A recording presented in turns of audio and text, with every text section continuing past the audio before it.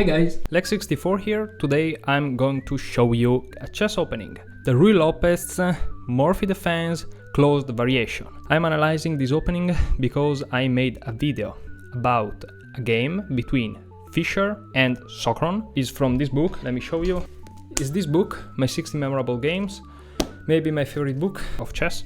Go check it out, it's like here or here, I have no idea where it is. E4, E5. I mean, are pretty logical. You want to open up some lines for your pieces, you want to take control a little bit over the center. Black does the same. Knight f3, putting pressure on this pawn, supporting maybe a day this push, you know, you never know. And black just defend the pawn, also control the square, so far so good, very logical moves. I made some sort of song with that. Bishop b5, and this is called the Ruy Lopez. So what's the idea of the Ruy Lopez? The Ruy Lopez is a super hold variation, and the idea is very simple. Look at this position. Bishop takes, pawn takes, knight takes, and you're up a pawn. Very easy. Back in the days, they played something like knight g e7, with the idea that if you takes, I takes, and I'm defending. But nowadays, of course, they don't do it.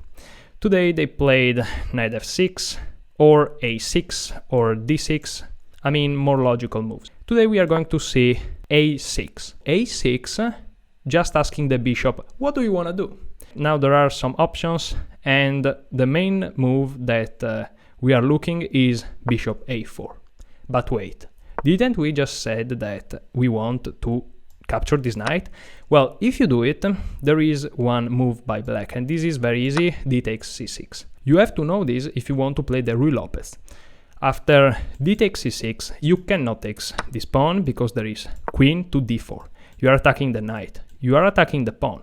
You have to defend the knight at all cost, and you go back attacking the queen, but check. Look at this.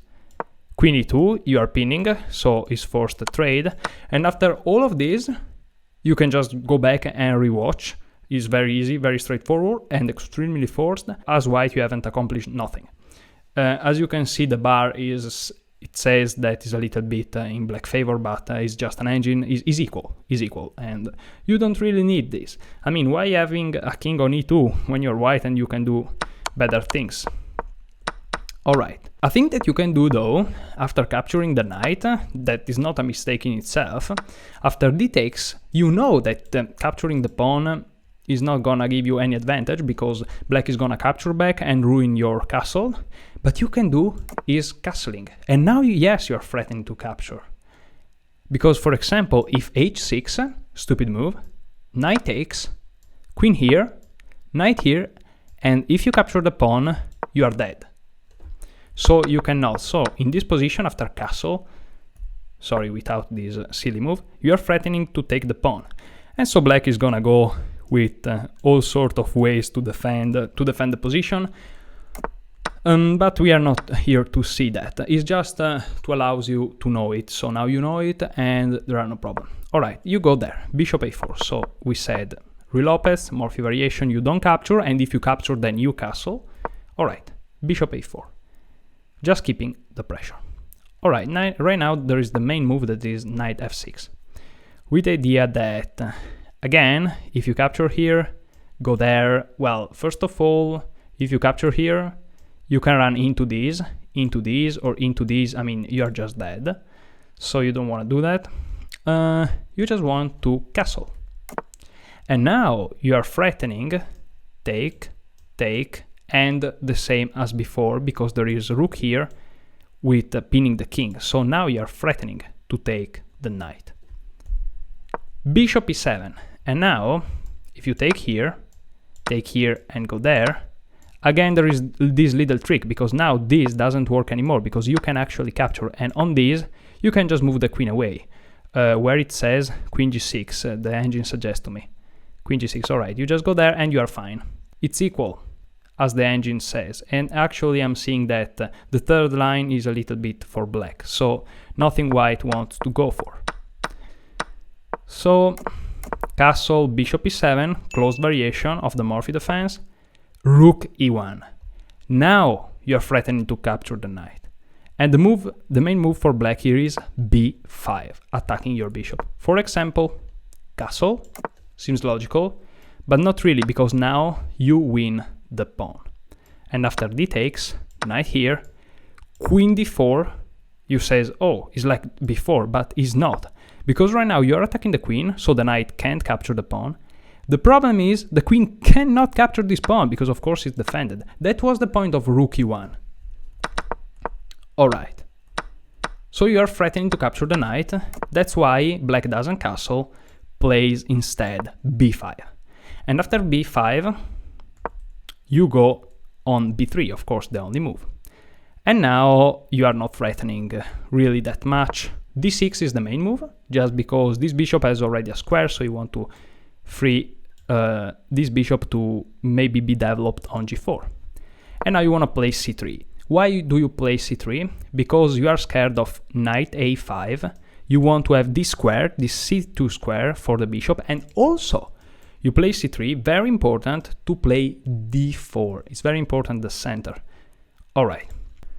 Castle, you don't want to go for crazy knight a5 too soon, you want to castle first as black. Perfectly reasonable.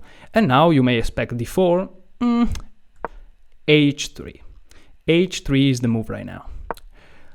You may ask why. Well, of course, is to stop bishop g4 that pins your knight to your queen. The problem is, if you play d4 immediately, there is this variation. Bishop g4. And you may say, well, what's the problem? The problem is that there is a threat. There is a threat of pawn capture, and bishop capture here. And now, if you want to take here, you just destroy your pawn structure around your king. But if you want to take with a queen, after these, and these, you take with the queen and you lose the pawn. For example, I don't know, I go there. And if you go there, you destroy your pawn structure. And if I capture here, you're just going to win something here. And as you can see, black is a little bit better, has a pawn up, and you know, a pawn is a pawn. So here you want to play bishop e3. Bishop e3 is important because now if you capture here, fine, the bishop is defending the pawn. So after bishop e3, there is e takes d4, c takes d4, so black a little bit, you know, calm down your center. Knight a5 attacking the bishop. Bishop c2, remember c3 to free c2, exactly. c5, and that's pretty much it. I didn't go further into the variation, it's just to give you an idea of what can happen. I mean, here black has no problem at all, is about equal. So it doesn't mean that it's bad, it doesn't mean that playing instead of h3, playing d4 immediately doesn't mean it's bad. It's just h3 is the main line, is very logical, want to avoid this, and also if you think carefully, like g4 is really a good square for the bishop. So with h3, you just delay a little bit this push. You can do it whenever you want, but you also limit a lot this piece. So it's quite a nice move. Alright, knight a5, bishop c2, of course, I think you can guess, and c5. And now you can go for it, d4. And now you're threatening d takes c5, d takes c5, maybe queen takes, I don't know, and then knight takes. You are threatening to win a pawn. Or even you're threatening just capturing here, and then maybe capturing there, to just deflect this pawn. That's why the main move here is queen to c7. You're defending all those pawns, or directly or indirectly. A typical move here is knight b, d2. You want to play this move because in this position, as white, you have to ask yourself, alright, how can I develop my pieces? Like, this piece is developed, this piece is developed, this piece never moved, but is kind of developed, is in the best place. This bishop is also in the good place. What do I do with those three pieces? You know, here we have it, those three pieces. What do I do with them? I maybe go there, I maybe go there, I move the knight. Where I move my knight, I don't know. The best thing to do is moving the knight on d2. Why this is the best move? Or at least theoretically right now is the best move, because the knight is going to go on f1 and then have two options to go on e3 or to g3. From e3 you are looking at d5, f5, g4, and also a little bit over the queen side, so it's very active. On G3, however, G3, you are looking at the king side very, very aggressively. So depends on the line, depends on everything, but the idea is that you want taking this piece from B1 that is kind of doing nothing in this corner to a very active squares. So that's the trip that your knight, if you play the Ruy Lopez, is going to do. It's very important when you study an opening to understand where to put your pieces. And having those ideas in mind is very, very useful in your game. So I'm hoping this video is useful for you. In the game Fischer-Socron played bishop d7. It's just a move, it's played a long time ago, but the main line here is a little bit different and goes with c takes d4. So nowadays black prefers to release the tension in the center and break a little bit of white center.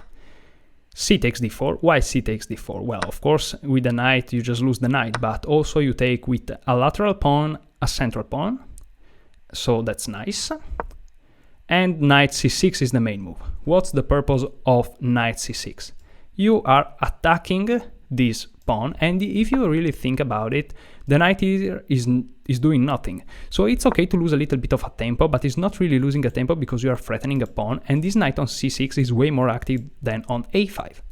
So if you want to play the Ruy Lopez, you can look at those moves not only in terms of just knowing them by heart, memorization, pure memorization, but also understanding. The knight on c6 is better than on a5, so if you never see your opponent, you play the Ruy Lopez, let's assume, and you see your opponent playing knight to a5 and then back to c6, maybe it's to put pressure on your center. So don't look at those moves only just to memorize them because in the next blitz game you're going to play them.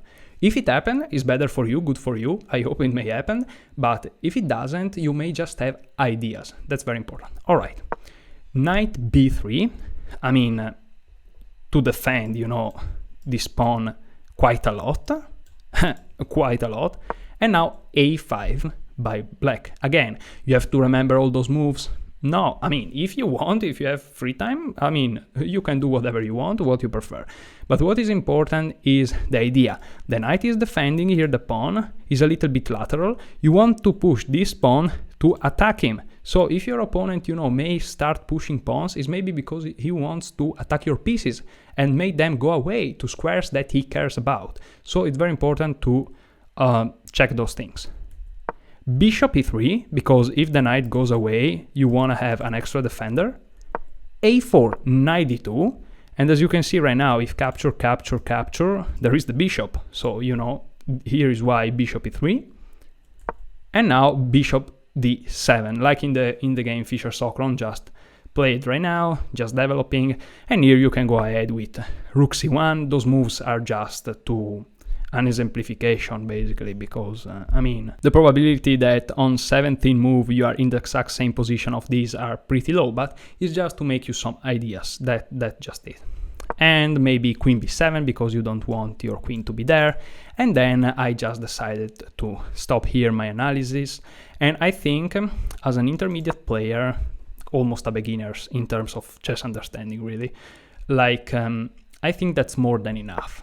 You don't need crazy lines for starting out, then you can go deeper, you can study more, but for those few minutes I think that's more than enough. And today, thanks to those videos, I hope that you really learned something. So I published the video of the game Fischer-Socron. I have published this video that you are looking at right now. I hope you made till there. Thank you so much if you did. Consider subscribing if you like the video, because I'm gonna publish a lot more of those kind of videos. Thank you so much. And I hope you learned something. In the Fischer-Socron, the main thing to learn was that you don't want to change pieces randomly, but only with purpose. And there were some good examples of this. And also here, just learning a little bit of the opening. Why this h3 move maybe? You see Grandmaster play and you ask yourself, oh my goodness, but I want to play d4. Why they play h3? Some weird move. Or when you are there, it's pretty known why, but you may don't know and ask why don't just go for the pawn. And so now you know it. And if you want to play the Ruy Lopez is an amazing opening. and yeah, it can be very, very nice. Tell me what you think in the comment. If you have some criticism, go ahead. If you have some ideas, if you think I went too fast, too slow, tell me everything you think. Thank you so much and see you next time. And as always, enjoy your chess.